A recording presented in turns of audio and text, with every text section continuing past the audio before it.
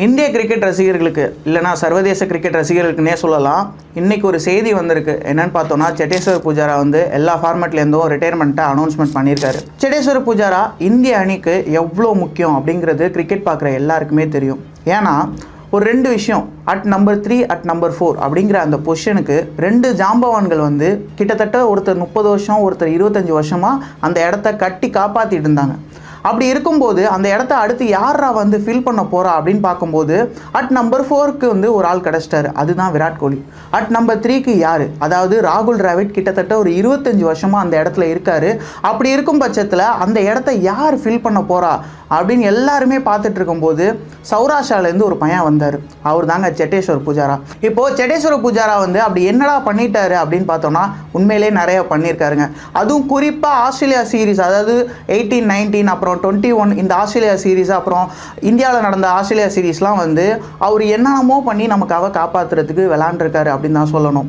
இப்போது ரெசிஸ்டன்ஸ் அப்படிங்கிற ஒரு வார்த்தை இருக்குல்ல, அதுக்கு முக்கியமான ஒரு எடுத்துக்காட்டு அப்படின்னு பார்த்தா இந்த சேட்டேஸ்வர் புஜாரா தான். சரி வாங்க, ஒரு சின்னதாக அவர் என்ன பண்ணியிருக்காரு இந்தியா டீமுக்காக அப்படிங்கிறத பார்க்கலாம். கிட்டத்தட்ட ராகுல் டிராவிட் 1997 2012, அதாவது அவர் ரிட்டையர் ஆகிற வரைக்கும் அட் நம்பர் 3 தான் ஆடிட்டு இருந்தார். அப்படி ஆடும்போது அவர் ஒரு குறிப்பிட்ட ஆவரேஜ் இந்த மாதிரியான நிறைய விஷயங்கள் வச்சுருக்காரு. பட் புஜாரா அவருக்கும் ஒரு படி மேலே ஆவரேஜ் வச்சுருக்காரு அட் நம்பர் 3ல். கிட்டத்தட்ட 2013 2023 கடைசியாக அவர் WTCயில் ஆடின அந்த ஓவல் டெஸ்ட் மேட்ச் வரைக்கும் அவர் நம்பர் 3ல் ஒரு சரியான செமையான பர்ஃபார்மன்ஸ் வச்சுருக்காரு. இதில் நம்ம நல்லா உத்து நோக்கி பார்க்க வேண்டியது என்னன்னு பார்த்தோம்னா, இப்போது இந்தியாவில் லாங்கஸ்ட் ஃபார்மில் ஹையஸ்ட் ரன் கட்டர்ஸ் அப்படின்னு இருப்பாங்களா, அதில் 8வது இடத்துல இருக்கார். எவ்வளோ ரன் அடிச்சிருக்காரு தெரியுமா? கிட்டத்தட்ட 19 செஞ்சுரி, மொத்தம் 7195 ரன் அடிச்சிருக்காருங்க.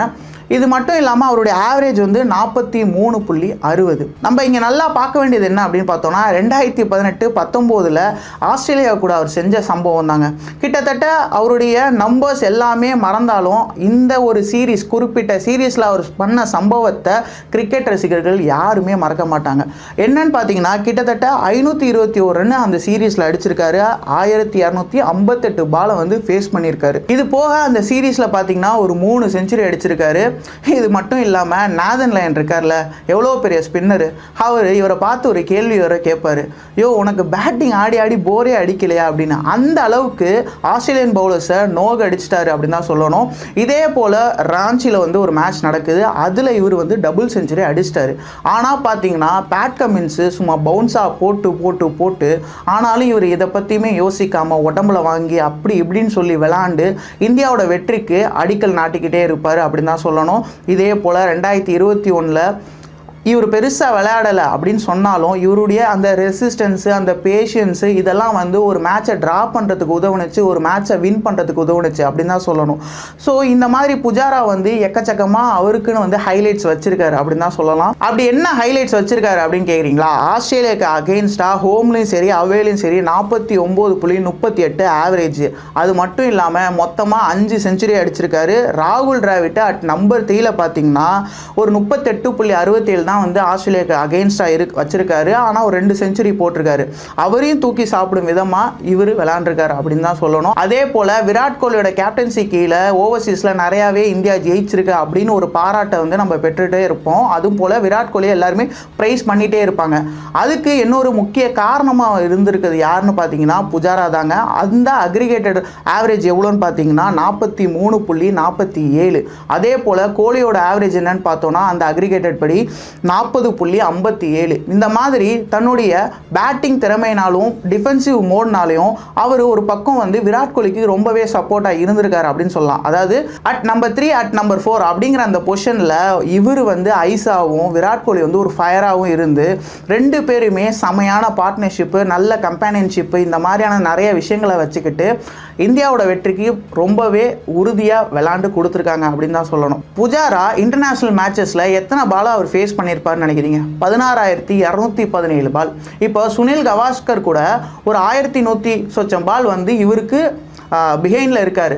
இது மட்டும் இல்லாமல் புஜாராவுக்கு அடுத்து 29 பிளேயர் தான் இருக்காங்க. அதாவது 29 பேர் தான் நிறைய டெலிவர்ஸை வந்து ஃபேஸ் பண்ணியிருக்காங்க. புஜாரா 30வது இடத்துல இருக்கார். இப்போது கடைசியாக புஜாரா விளாண்ட மேட்ச் எதுன்னு பார்த்தீங்கன்னா 2023 WTC final India versus New Zealand வந்து ஓவரில் நடந்துச்சுல, அதில் தான் விளையாண்டார். அதுக்கப்புறமா இந்தியா கிட்டேருந்து அவருக்கு எதுவும் எந்த கால்ஃபாரும் வரல. பட் ஆனால் அவர் வந்து லோக்கல் டொமஸ்டிக் டோர்னமெண்ட்ஸ்லாம் விளையாண்டுட்டு இருந்தார். இப்படிலாம் போயிட்டு இருக்கும்போது இப்போது நிறையாவே கமெண்ட்ரி பண்ணிகிட்டு இருக்காரு. கமெண்ட்ரியில் அவருக்குன்னு ஒரு பேரும் புகழும் சம்பாரிச்சிட்டு இருக்காருன்னு தான் சொல்லணும். பட் ஆனால் அவருடைய அந்த அறிக்கையில் பார்த்தீங்கன்னா ஒரு 2 வருஷமாக எனக்கு எந்த ஒரு காலும் வரல, பட் ஆனால் இந்தியாவுக்காக நான் விளையாண்டது வந்து ரொம்பவே பெருமையாக இருக்குது அப்படிங்கிறதெல்லாம் ரொம்பவே நோட் பண்ணி சொல்லியிருக்காரு. இந்தியன் கிரிக்கெட்டுக்கு இந்த வருஷம் ஒரு சாபக்கேடு அப்படிங்கிற மாதிரி தான் எல்லாரும் சொல்லிட்டு இருக்காங்க. என்னன்னு பார்த்தோன்னா அஸ்வின், அடுத்து ரோஹித் சர்மா, அப்புறம் பார்த்தீங்கன்னா விராட் கோலி, இந்த மாதிரி ஒவ்வொருத்தங்களா ரிட்டையர்மெண்ட் அனௌன்ஸ்மெண்ட் பண்ணிட்டே வராங்க. இதில் ரோஹித்தும் விராட் கோலியும் ஓடிஐயில் மட்டும்தான் இன்னும் ஸ்டில் இருக்காங்க. பட் அதுவுமே ஃபியூச்சர் என்ன ஆக போகுது அப்படிங்கிறது எல்லாருக்குமே பல கேள்விகளை எழுப்பிட்டு இருக்கும் பட்சத்தில் இப்போது சேட்டேஸ்வர் புஜாரா வந்து ரிட்டையர்மெண்ட் எல்லா ஃபார்மேட்லேருந்தும் அனௌன்ஸ்மெண்ட் பண்ணியிருக்காரு. இன்னொன்று சொல்லட்டேன், நம்பர் 3ல சேட்டேஸ்வர் புஜாரா 2023 வரைக்கும் விளாண்டுருக்காரு. அதுக்கப்புறமா அந்த பொசிஷனில் இன்னைய வரைக்கும் ஒரு பிளேயர் நமக்குன்னு கிடைக்கல.